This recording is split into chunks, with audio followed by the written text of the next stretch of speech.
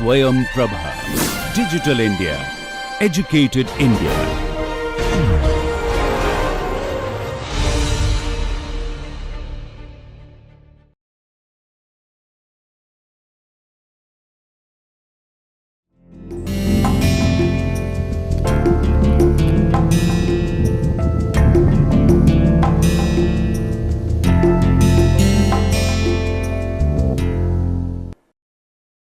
Hello and welcome. The course is Appreciating and Writing Popular English Non-Fiction Books.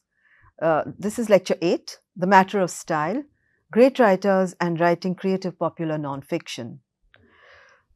If you recall, in Lecture 7, we talked about form and structure, and I said that we would be talking about style. So this is what we're going to talk about in this lecture. Style is an important feature of popular nonfiction. It is what separates, the word popular comes into kind of play over here. Style separates popular nonfiction from other forms of nonfiction, such as textbooks or instruction manuals, the purpose of which is, purely to kind of instruct and not do sort of other things like entertain and provide a kind of pleasurable reading experience, which is what popular nonfiction aims to do. But of course, when we're talking about style, and we made a beginning in the last lecture by talking about some strategies and some kinds of mix of sort of adding to expository writing, bringing in elements of narrative nonfiction, for instance, or bringing in the tone or a voice of the writer, so on and so forth. And we're going to talk a little more about it today. But there are, of course, when we talk about style, great stylists, and there are sort of varying degrees of style in popular nonfiction. Today, we are going to talk about some of the best writers, starting with one of my favorite nonfiction writers, a writer called Jan Morris, who was earlier called James Morris.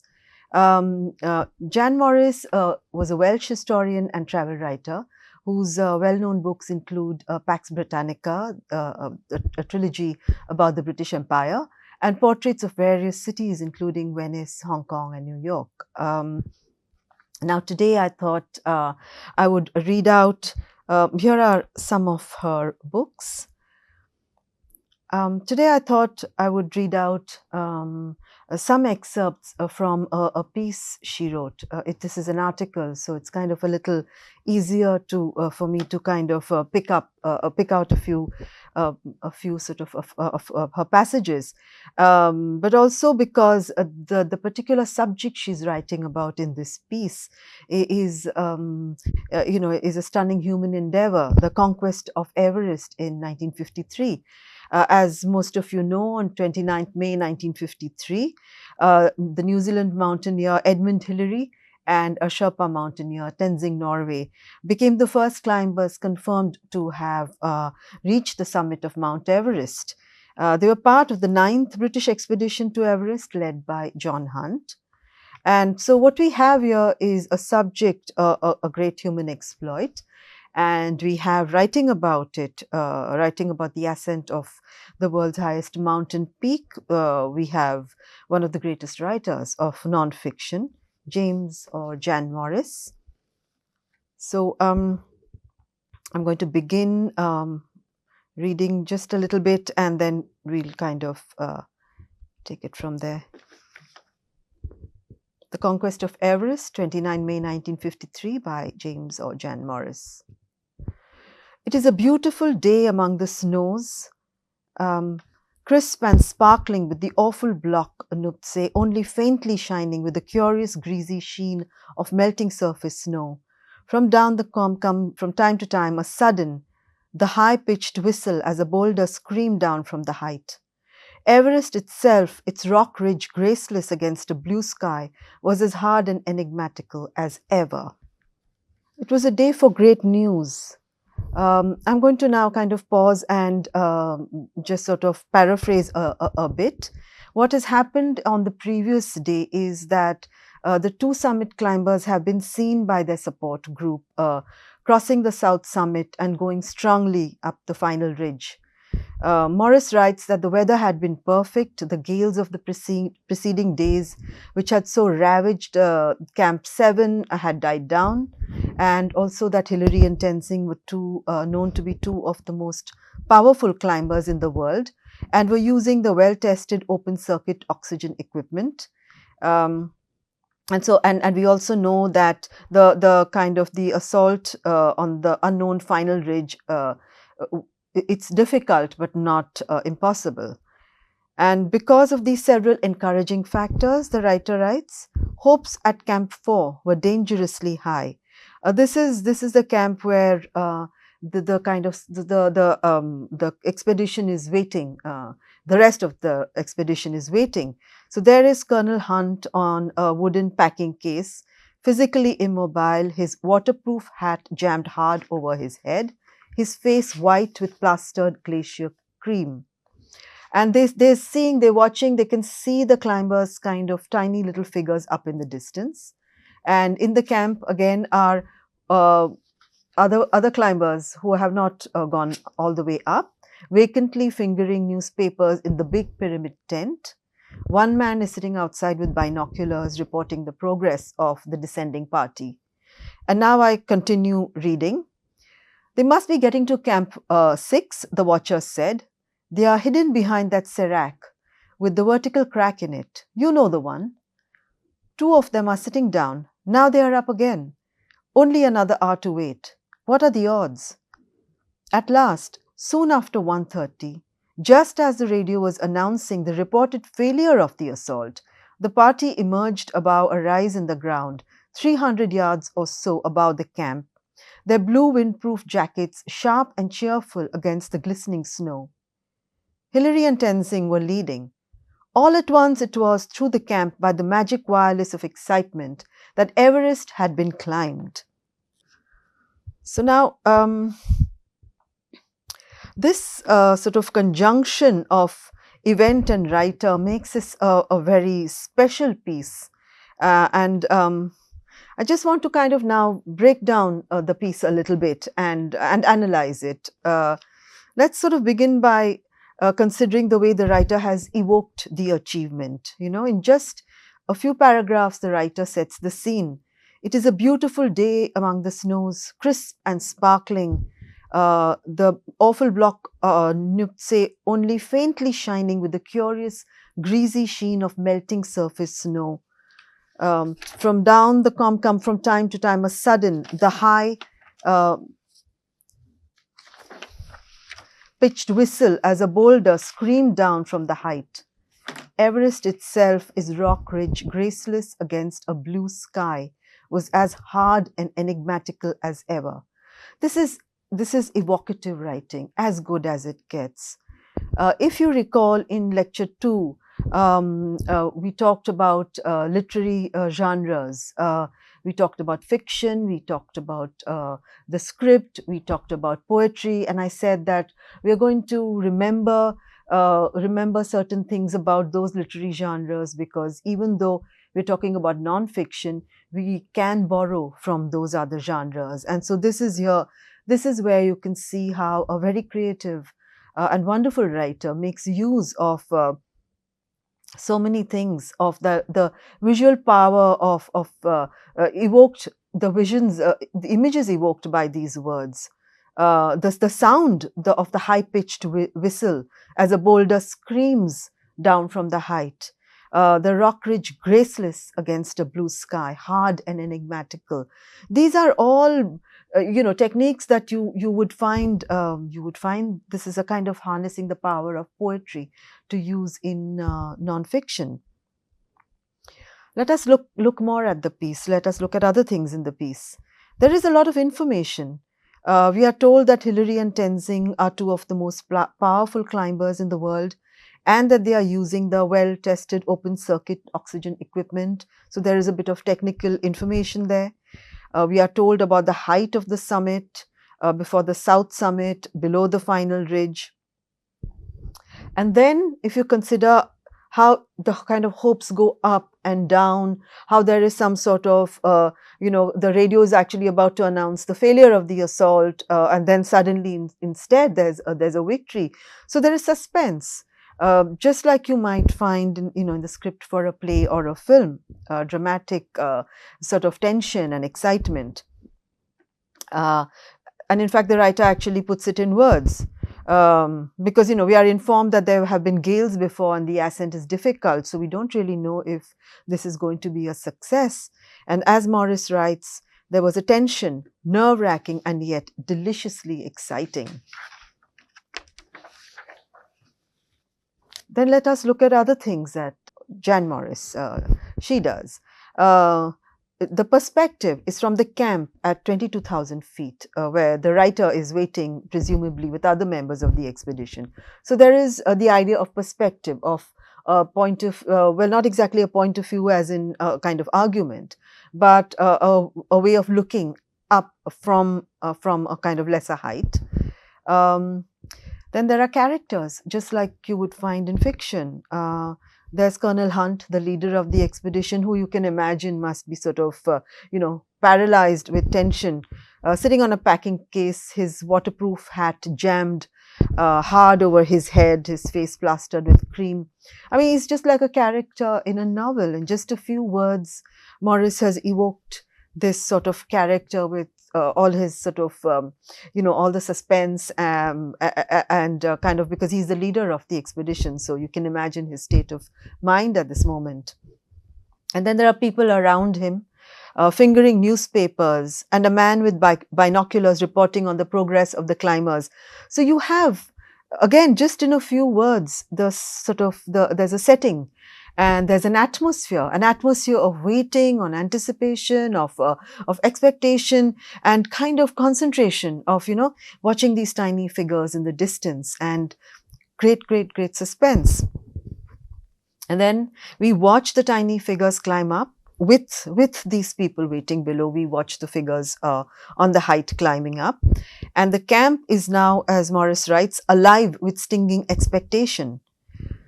And then there is some conversation, again, like a script, there is a little bit of conversation, and the figures keep climbing, keep rising higher and higher, their blue windproof jackets sharp and cheerful against the glistening snow. And then we come to the climax. All at once, it was through the camp, by the magic wireless of excitement, that Everest had been climbed. And a little later, a little part which I did not read out earlier, hands were wrung ecstatically, photographs taken, there was the whir of the cine camera, and laughter interrupted congratulations.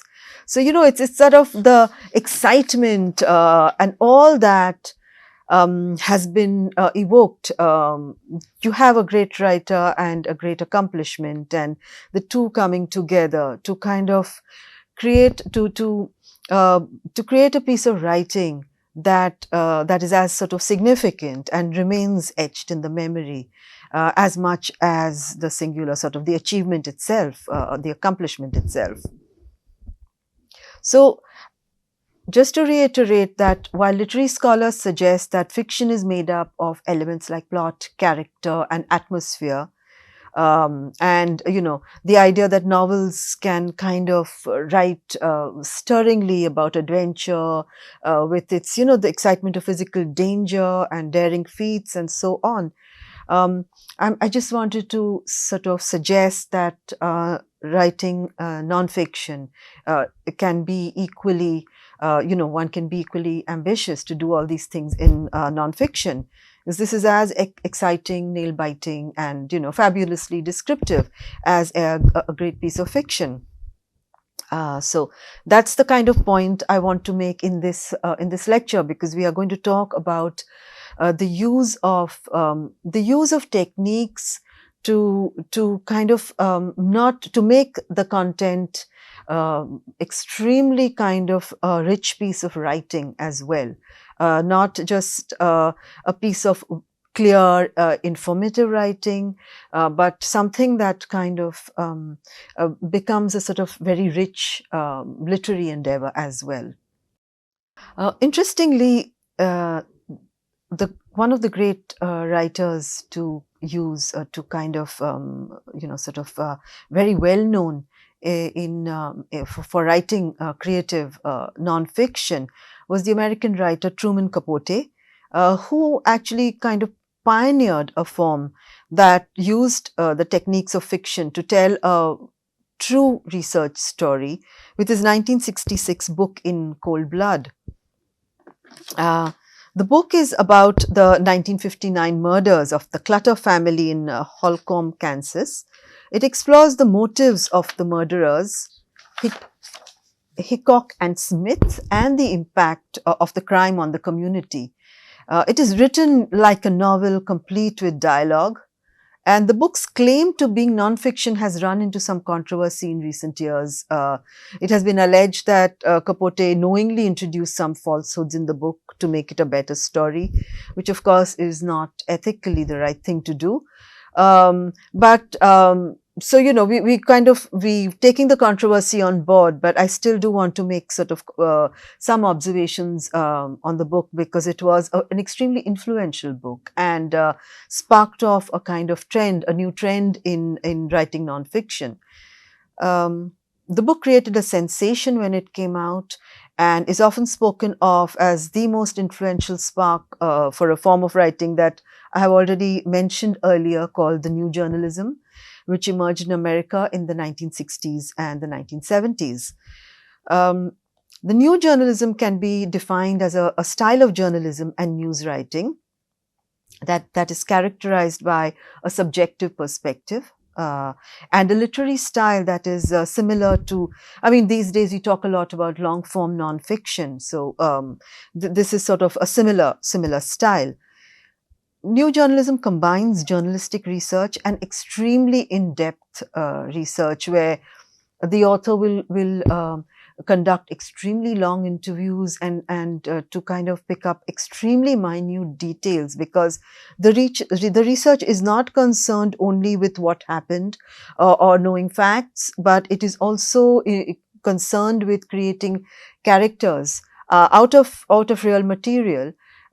Just like, for instance, we sort of saw that one line about, John Hunt with the kind of hat jammed on his head and his face plastered with cream. So these are the kind of little details which are also part of the research process, and setting the kind of scene, the atmosphere. So there's a lot of research that goes into writing new journalism. But it combines that kind of journalistic research with fiction writing techniques to report on real life events. It uses narrative techniques that were previously primarily associated with fiction. So, the new journalism can be defined as a style of journalism and news writing that is characterized, as I said, by a subjective perspective and a literary style similar to long form nonfiction. New journalism combines journalistic research with fiction writing techniques to report on real life events. It uses narrative techniques that were previously primarily associated with fiction. Great and celebrated practitioners of the form are Tom Wolfe, who we have met in an earlier lecture, and Gay Talese. And I thought I would kind of introduce you to this book. It's a wonderful book on more recent writing in this style. So it's called The New Journalism. Just to read a little bit from the blurb, it says, the new journalists are first and foremost brilliant reporters who immerse themselves completely in their subjects. Ted Conover works for nearly a year as a prison guard.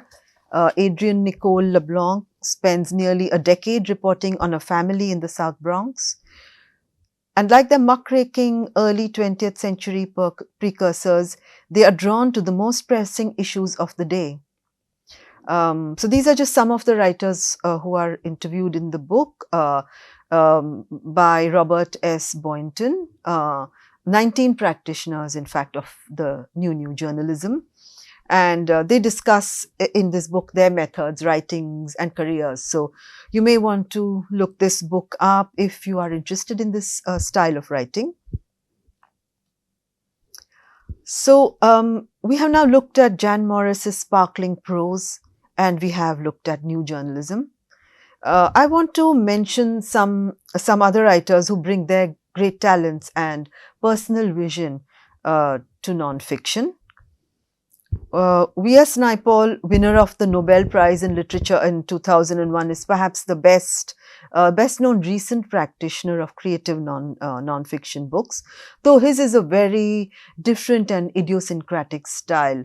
I think what Naipaul brings to his books. I mean, I'll just mention some of his well-known non-fiction works. They include his 3 India books, An Area of Darkness, India, Wounded Civilization, and of course, India, A Million Mutinies Now.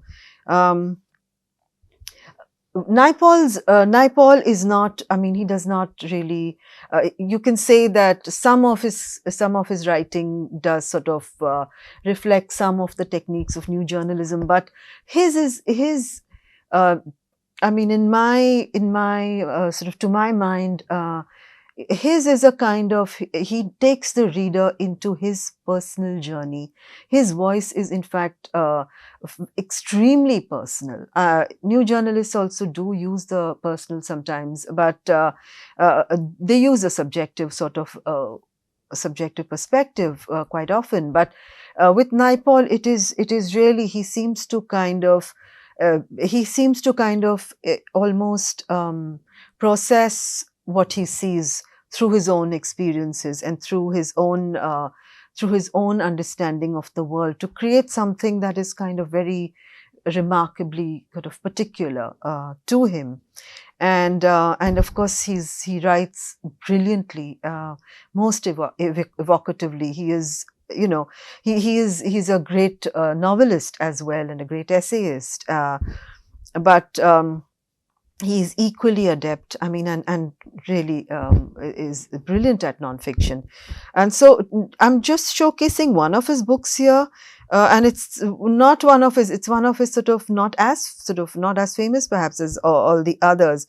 But I thought it was an interesting book to showcase here because of the depth of archival research that went into it. So here it's almost like, because what Naipaul tends to do is like a sort of like a travel writer. He enters into a new place, and then brings in that place's many aspects of its politics and its history and its people. But in this book, the kind of approach seemed a little more traditional to me, in the sense that he's looking at he's doing archival research, and but of course again it is distinctive in the fact that first sort of a few words about the book. It's called The Loss of El Dorado. It was written by Naipaul in 1969, and it narrates the history of the Caribbean island of Trinidad, but telling the history from the point of view of the colonized people rather than the colonizers. So, here again, he brings in his distinctive sort of perspective. Another author who writes both fiction and non-fiction brilliantly is, of course, the very versatile Amitav Ghosh. And this is one of his recent books called The Great Derangement. But he has also written essays, sort of travelogues, and in fact, one of his early books, a slim little book in an antique land, was kind of mixes his own sort of his own research as a sort of I think it was his early sort of one of his dissertation subject, and he's combining that with the place, talking about the people and the place and so on. So he is another writer who mixes non-fiction and fiction, and does both extremely well. So in this lecture, I have referred to some very accomplished recent and contemporary writers. And the idea is not, these are extremely good writers, and it might seem very daunting to kind of think of matching up to them. And the idea, however, is of course not to intimidate, but to inspire. Read these writers and study their methods. uh, one does not have to kind of try and say, okay, this is how I'm going to write. In fact, as I spoke in earlier lectures and some of the books that we have looked at before, there are many kinds of non-fiction books, and there are ways and ways of approaching, and depending on the subject and your material, very, very different styles and forms and structures could be called for. But to read writers who are creative writers, one can learn quite a lot. One can kind of start certain kind of ideas might come to one, certain sort of, you can kind of put down some sort of seeds of something that might germinate into something quite wonderful and unique to your kind of style. So as I said, there are lessons to learn by reading.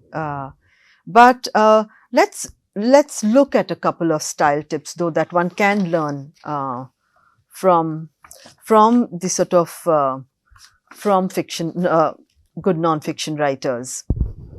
And this is, as I said, these are just learnings that one can take. So one is good research. I've talked before about doing good research, but as I said, good research for getting your facts and getting your argument and seeing that you're covering all ground that has to be covered, and substantiating your argument and seeing that whatever conclusion you have reached and you are going to present in your book is well substantiated and well established. So that's, of course, that's important, and that goes without saying. That's the very basic fundamental requirement. But you can do extra. So if you kind of go beyond and try and get details that are sort of add a kind of vivid character, sort of add to the person you're describing, the people you're describing, the place you are describing, a certain kind of the time that you are describing, whatever you are trying to evoke, try and once you have all that in hand, once you have your basic research in hand, try and go a little further to do more research, go back to your material and see where you could add, what little leads that you might have ignored while you were doing your basic fundamental research. Maybe you could go back to that and add more.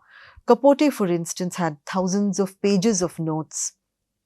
And, again, a valuable tip is to note down everything when you are meeting someone. You note down speech, gestures, facts, histories, etc.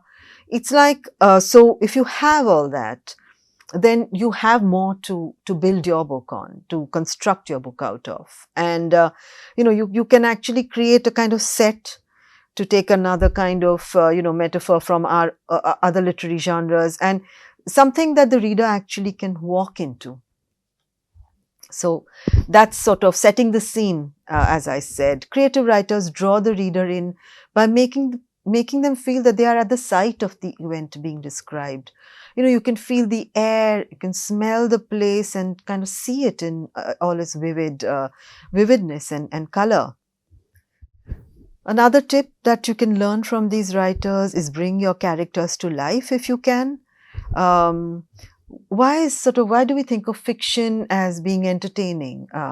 Usually because it has people in it. People who who remind you of other people, people who have identifiable quirks and, characteristics, all kinds of little things, and that people do with writers do in fiction with when they describe characters, or when they kind of describe the characters' peculiarities and make you laugh and smile at the character. And now there is no reason why non-fiction has to be peopled with mere names when you can actually animate and describe these characters. Then you have the use of dialogue. Again, active speech, it always gives more energy to writing compared to passive speech. and dialogue can enliven it even more, you know, a sort of to and fro of conversation, and along with sort of a little kind of ways of speaking that are peculiar to that person, and so on. So, you know, you can bring that all in. Um, Use it if you can in a naturalistic manner. And as I said, you know, if you can match it to the speaker's style and way of speaking, then you are actually kind of not just communicating the information, but also bringing it to life, you know, giving it a certain kind of particular memory stamp associated with that, with whoever is speaking. All these are tips and techniques that use as only, of course, if it is relevant to the work that you are doing. It might not be relevant to every piece of work. But these are a few tips for style, just to kind of give you an idea of what is that extra that I keep talking about, that popular nonfiction has to do that extra. It cannot just write a kind of straightforward, informative text. Very rarely can it get away with that. Now we come to subjectivity.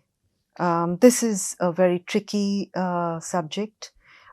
Just to reiterate, when you talk normally about being, objective, the objective approach, then you're thinking about information that is just sort of straightforward and seems sort of neutral and kind of balanced. Again, you know, that's a kind of controversial word, but it seems as if it is just as basic and without kind of any other sort of influence, or it's not loaded in the sense that, say, subjective writing could be. Subjective writing reflects the author's own perspective and also the author's how the author reacts to a certain situation and to certain circumstances. So, in a sense, you could say that the objective approach is kind of independently verifiable, like it's stating facts that you can check up on, while a subjective approach does sort of bring in, as I said, more personal kind of personal flavor. Now, this is a tricky area, but it's very important, because in terms of style, and again, there are degrees and degrees of subjectivity that one can bring to bear upon a subject. But great stylists have sort of look, in one sense, all writing does tend to be subjective, because you will see things from your point of view. And subjectivity comes in a number of ways.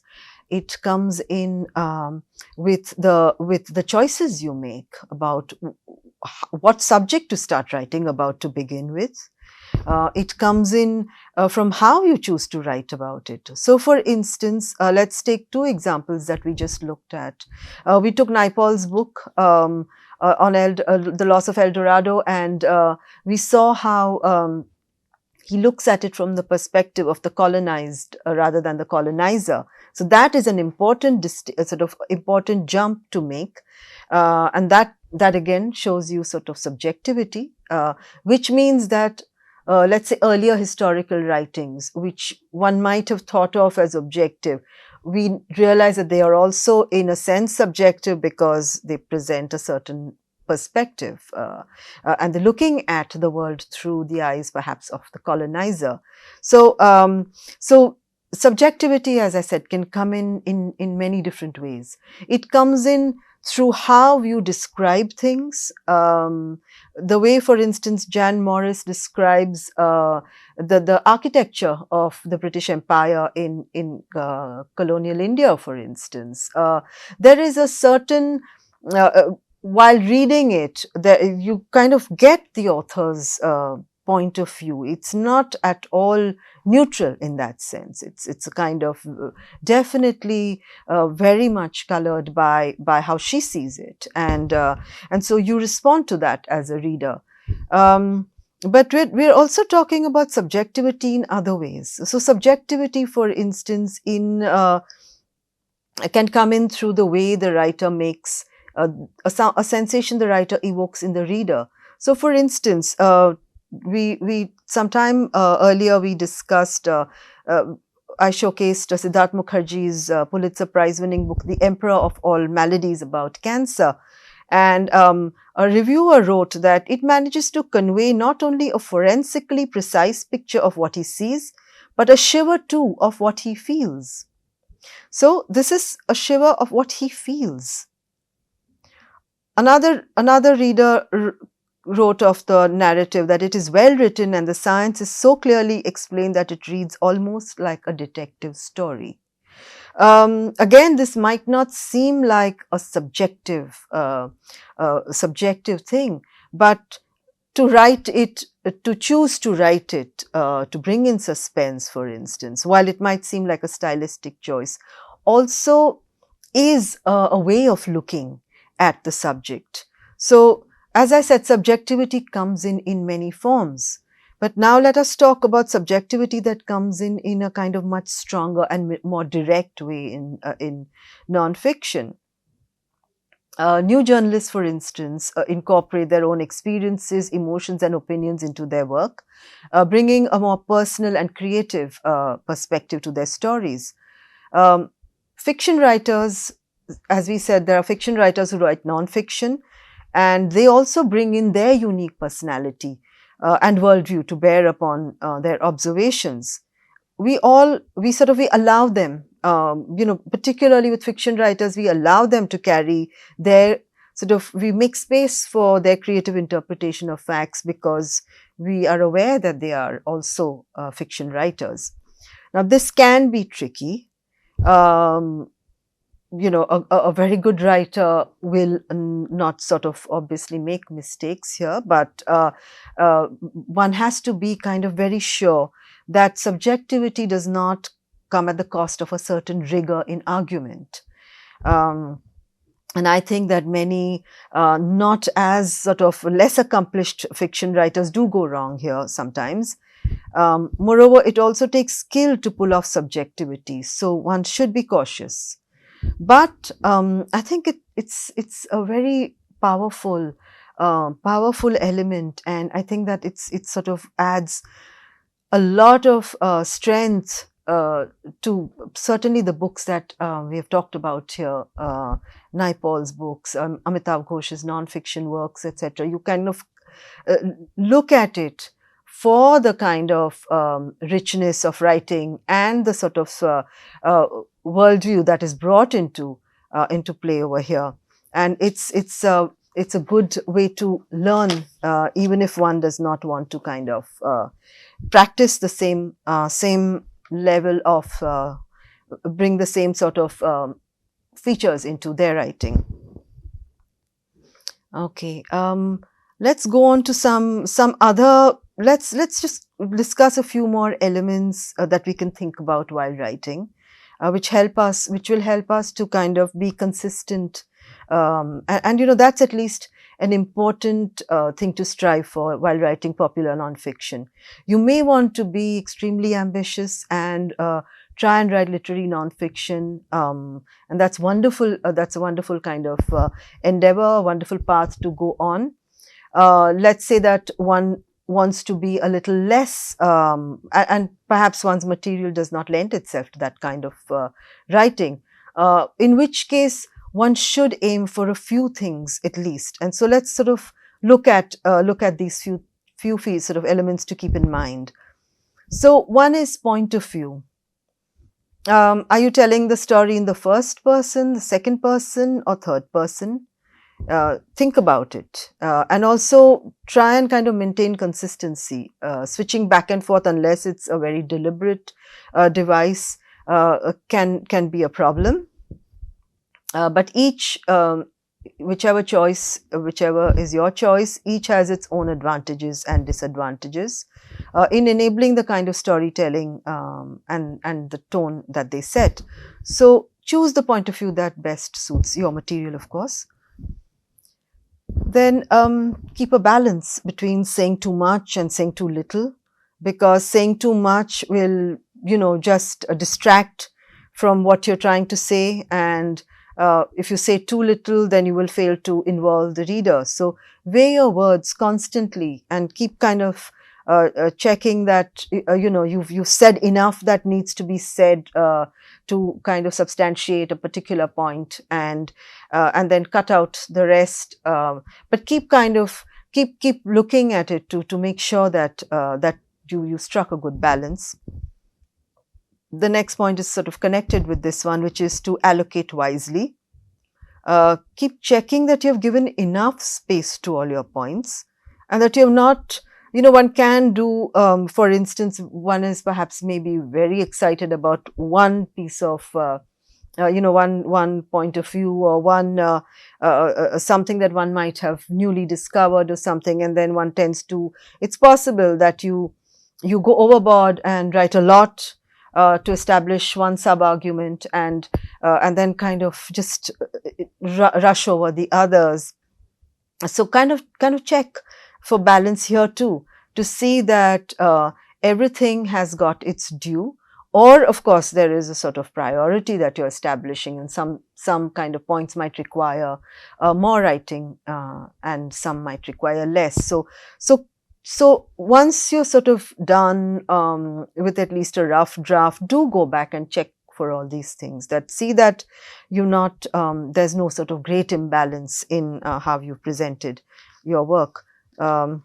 So these are the points that we talked about just now. Point of view, as I said, how are you telling the story, first person, second person, or third person?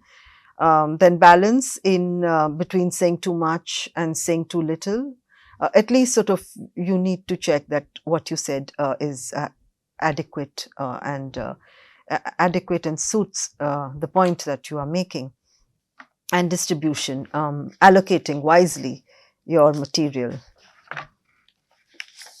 Then some more, let's add to this list. Emphasize clarity. It is extremely important to be understood. So however complex your writing can get, and however you might choose deliberately to embellish or to work on sort of, to bring in maybe some sort of richness of language and flavor, and that's absolutely fine, but it should not be at the cost of clarity. You should aim, at least, you should aim to be understood. You should aim to communicate well. So keep checking if there is something that can be written better for that particular purpose. Avoid jargon. This may be hard to do sometimes, particularly when one is dealing with something a bit technical. But remember that, and particularly if you are someone who is used to talking to a specialized audience, and then is trying to write a book for a mainstream audience. But so keep going over your work to see that you can, wherever you can kind of replace a word that sort of sounds jargonistic and too technical, if you can replace it with words that, or say it in a way that it can be better understood by a layperson. Because remember, that's what the popular that we keep talking about hinges on, how well it speaks to a layperson. So work hard to simplify the technical and try and make it vivid and lively for a large audience. Avoid cliches. Again, I mean, I guess that's similar to jargon, but these standard phrases and these sort of lines that you've heard again and again, just nothing is sort of is as much of a kind of disincentive to read as dull, tired language. So use plain, simple construction rather than overused phrases and cliches. Try and expose yourself to, I mean, this is another kind of another tip, that expose yourself to current language. I mean, it could be by watching recent films, or listening to podcasts that are very current, or reading material. Read, it could be read comics, read be from expose yourself to the way, for instance, the new ways language is being used, the way teenagers speak, the new slang, for instance. It might not come into your work, but it will keep you sort of, as a writer, somewhat fresh, and exposed to the current, and it will kind of bring a certain energy to your writing, where you can kind of, you find something to compare, uh, words and cliches that you might have sort of been using unconsciously over time. It allows you to sort of maybe question that, and change if you need to. Then remember your research. It can happen that you have gathered so much material that you might just sort of lose track of it, and you might forget important pieces of information. So, I mean, don't discard. First of all, don't discard anything. You can put it aside if you think you're not using it. But one of the things you could do is that once you sort of semi-constructed, made a plan for your work. Yes, I wanted to kind of talk a little bit about this sort of planning as well. When you have all this material, and we talked the last time about using all your material and putting it around, like sort of looking at it almost like a crime map, trying to sort of solve a puzzle. One of the things you could do at this point is make a plan. Make a plan where you sort of have a rough structure about how you're going to write. And this could involve all the sort of learning from the form and structure that we talked about in the last lecture. You could and you could bring in style now that we've talked about style.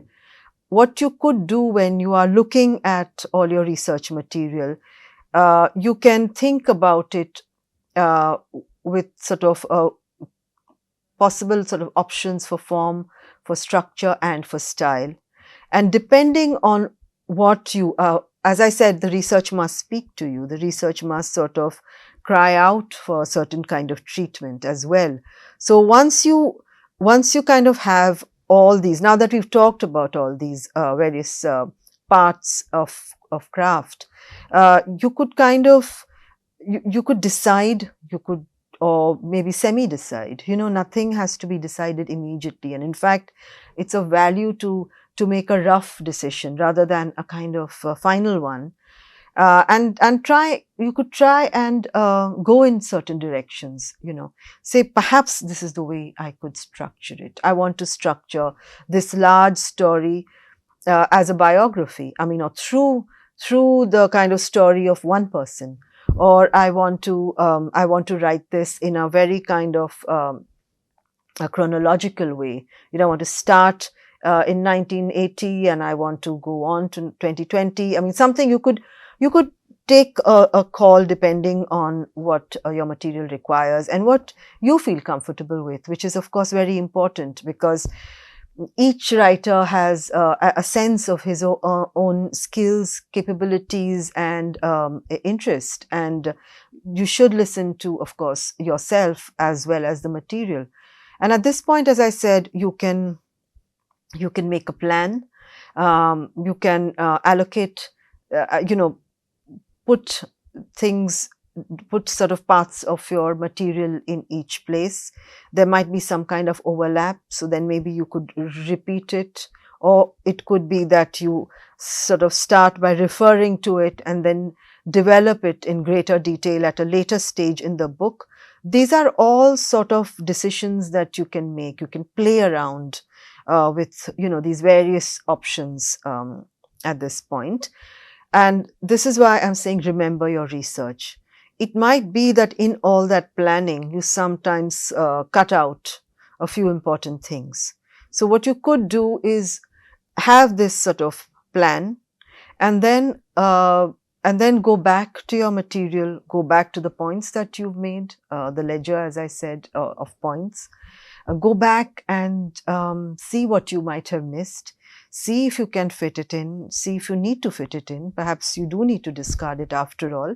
So, so evaluate and re-evaluate till you're sort of certain that your plan is capacious enough and has everything that you need in it. And another point to make is tone. The writer's voice, the writer's attitude towards his audience or subject can really change. I mean, any form of writing kind of can be brightened up by tone. So, if a writer's tone is friendly or informal, I mean, again, depending on the material and depending on who the writer is and who he or she is addressing. But it is a good idea to perhaps keep in mind who your audience may be. And let's say you're writing a book about a historical incident. Then who are you addressing? Are you addressing history buffs? Are you addressing a layperson who might just be interested in a good story, which may or may not have anything to do with history? Are you addressing historians? So you've got to address this range of people. So you've got to try and find, if you envisage your audience and try and find a tone and a voice that carries it to all these people. But regardless of your audience, a kind of friendly, warm tone does tend to draw the reader in.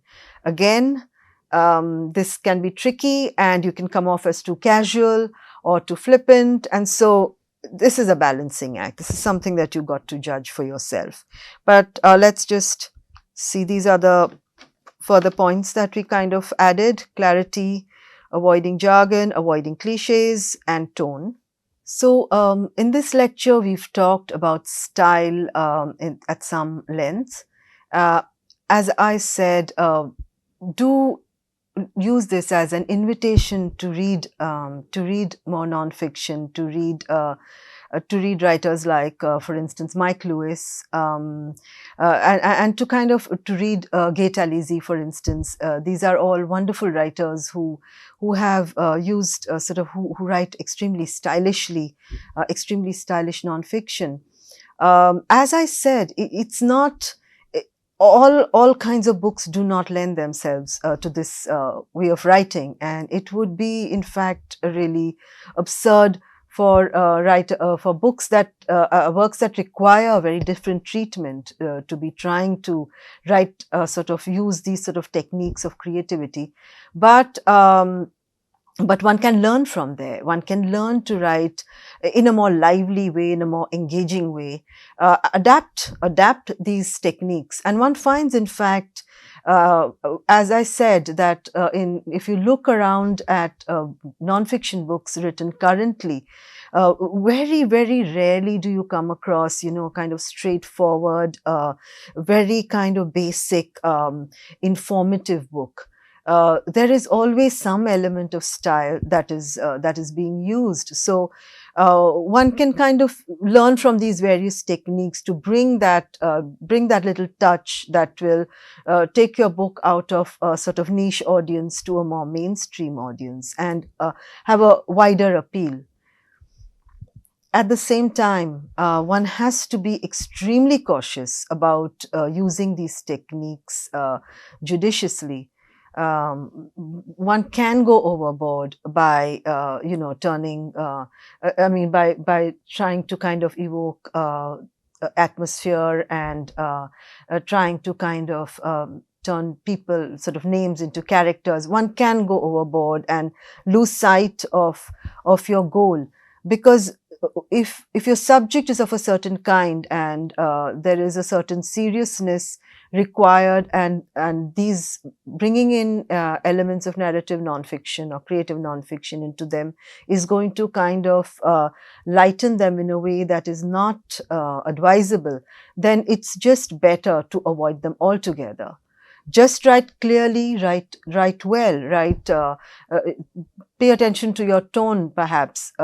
Be objective if that is what works for your writing, but make sure that you sort of choose the style that suits your subject and your material, and of course your own personality as a writer.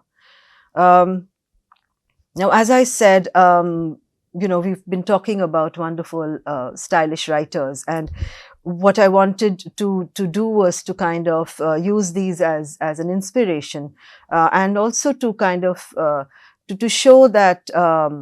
That some of the techniques we've talked about in other literary genres are very much used by writers of nonfiction, and so I'm going to kind of before I conclude, I'm going to show you, I'm going to put up on the screen an excerpt from a nonfiction work by a wonderful fiction writer, Haruki Murakami, this Japanese writer whose novels you may be aware of or may have read. And it's just a wonderful, wonderful book that he has written. And I'm going to just excerpt a few paragraphs which you may just read silently to yourself. So I'm going to be quiet and let you read.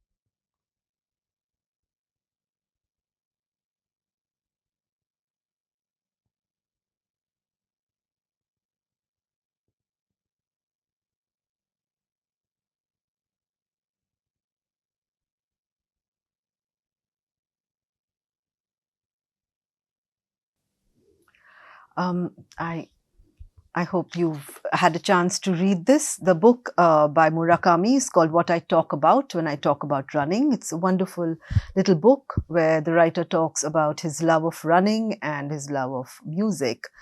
So do look it up if you can. So here we conclude this lecture about style, lecture 8 of appreciating and writing popular English nonfiction books. I'll see you again next time. Thank you for listening.